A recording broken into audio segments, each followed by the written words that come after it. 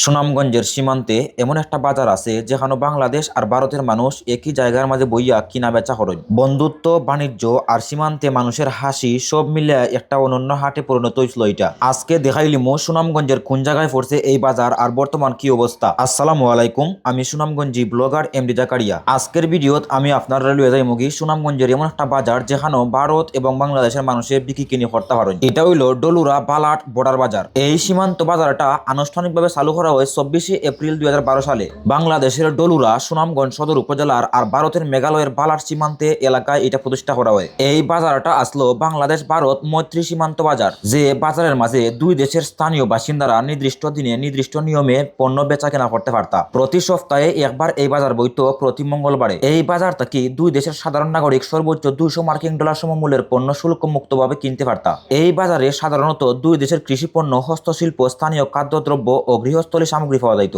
এই বর্ডার বাজারটা কেনাবেচার জায়গার পাশাপাশি আসলো দুই দেশের মানুষের সম্পর্ক, সংস্কৃতি আর সৌন্দর্যের মিলন মেলা। দুই দেশের সীমান্তবর্তী এলাকার মানুষের লাগে আসলো এটা আশীর্বাদ স্বরূপ। অনেক ক্ষুদ্র ব্যবসায়ী, কৃষক, শ্রমজীবী মানুষ এই বাজারের মাধ্যমে আয়ের সুযোগ পাইতা। এই বর্ডার বাজারের কারণে দুই দেশের মানুষের মাঝে বাড়ত বন্ধুত্ব, কমত দূরত্ব। কিন্তু দুঃখের বিষয় হইল 24 সালের আগস্ট মাস থেকে এই সীমান্ত বাজারটা বন্ধ হয়ে গেছে। এর কারণে সীমান্ত এলাকার বহু মানুষের জীবিকায় প্রভাব পড়ছে। এটা অনেক প্রশ্ন হইল, এই বন্ধুত্বের বাজার কি একবারেই বন্ধ হয়ে গেছে না আর কোনো সময় খুলে হইব?